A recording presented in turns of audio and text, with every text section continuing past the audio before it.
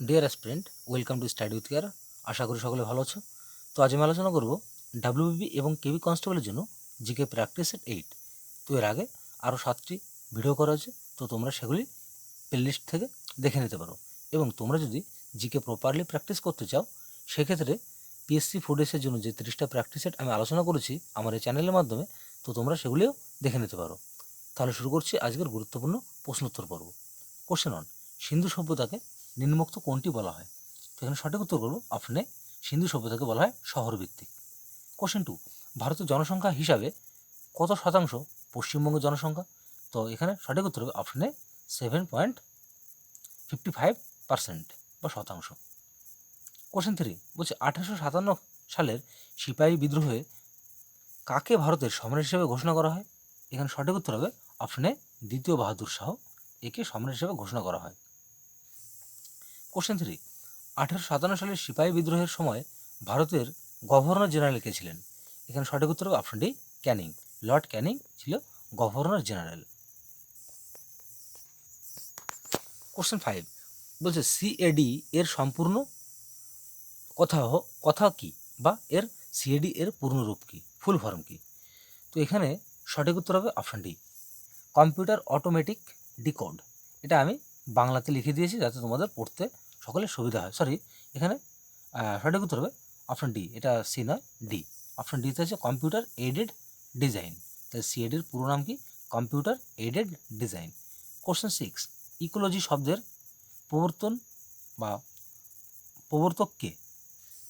তো এখানে সঠিক উত্তর হবে অপশন সি, হেকেল।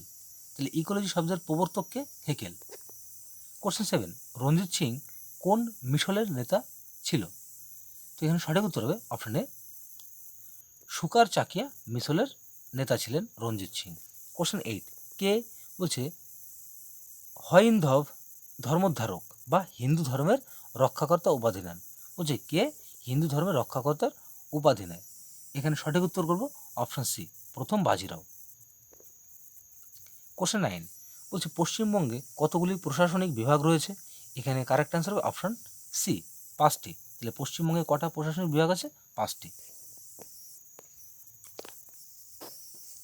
কোশ্চেন 10 বলছে ইউনিক্স অপারেটিং সিস্টেম, বলছে ইউনিক্স অপারেটিং সিস্টেমকে আমরা সাধারণত কোন নামে জানি? এখানে কারেক্ট অ্যান্সার হবে option A, multi user operating system হিসাবে আমরা জানি বা আমাদের কাছে পরিচিত।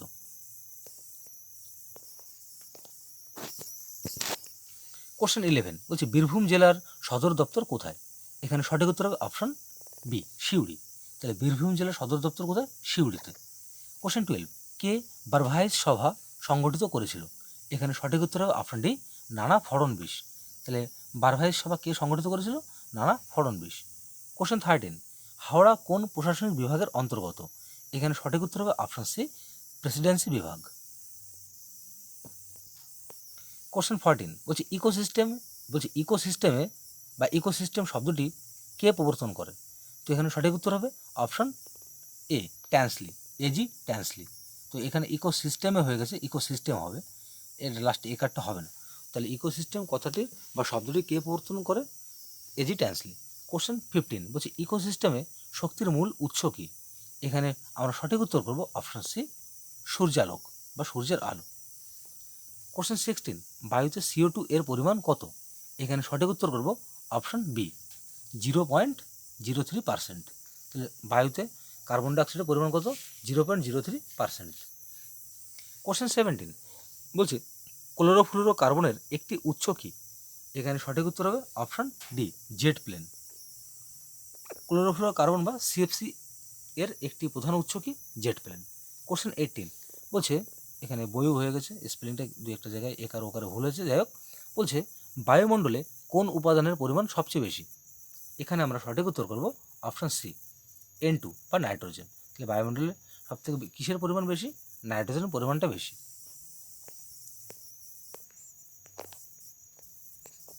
কোশ্চেন 19 বলছে ডিডিটি কে আবিষ্কার করে? এখানে সঠিক উত্তর হবে অপশন এ, পল মুলার। তাহলে ডিডিটি কে আবিষ্কার করে? পল মুলার।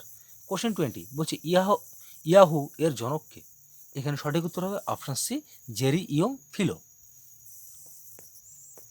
থাঞ্জাভুরের বৃহৎ মন্দির কে প্রতিষ্ঠা করে?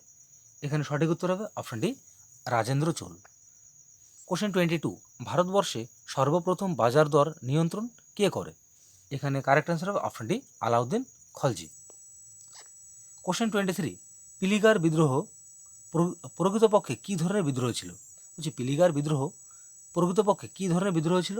এখানে আমরা সঠিক উত্তর করব অপশন এ, কৃষক বিদ্রোহ। কোশ্চেন 24, পানীয় জল জীবাণুমুক্ত করতে নিম্নোক্ত কোনটি ব্যবহার করা হয়?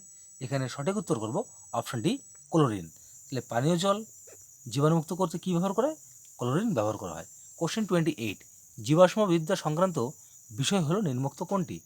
এখানে কারেক্ট অ্যান্সার হবে অপশন বি, প্যালিওন্টোলজি।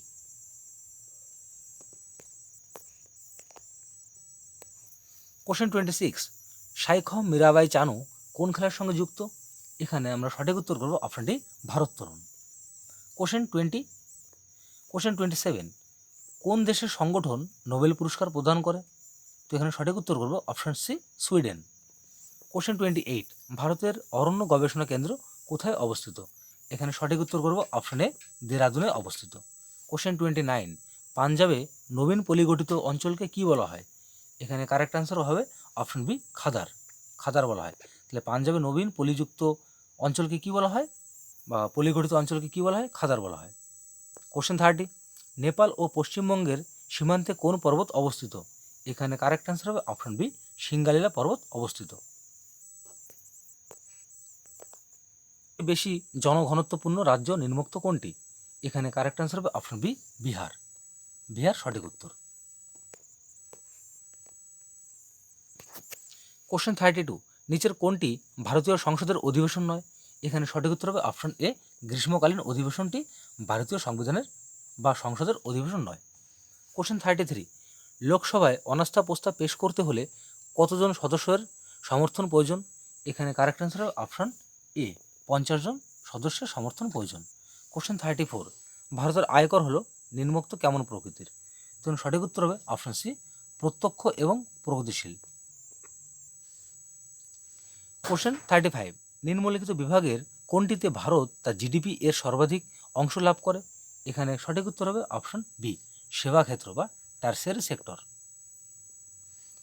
কোশ্চেন 36, ভারতের প্রথম পারমাণবিক চুল্লির নাম কি? এখানে কারেক্ট অ্যান্সার হবে অপশন ডি, অপ্সরা।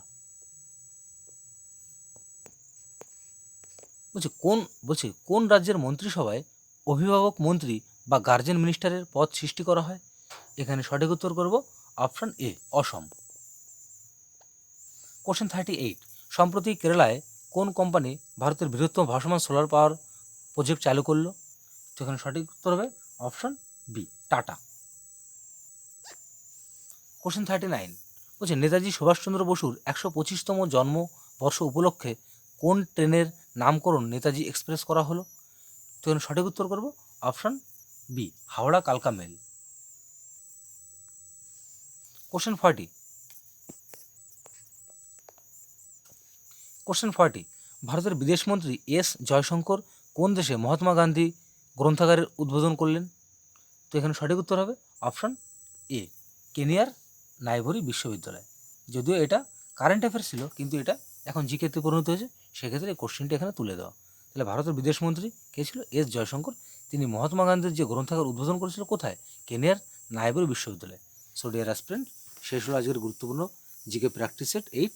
তো ভিডিওটি ভালো লাগে থাকলে অবশ্যই লাইক কমেন্ট শেয়ার করো, এবং এই ধরনের নতুন নতুন ভিডিও পেতে অবশ্যই চ্যানেলটিকে সাবস্ক্রাইব করে পাশে থাকা বেল আইকনটিকে অন করতে ভুলো না।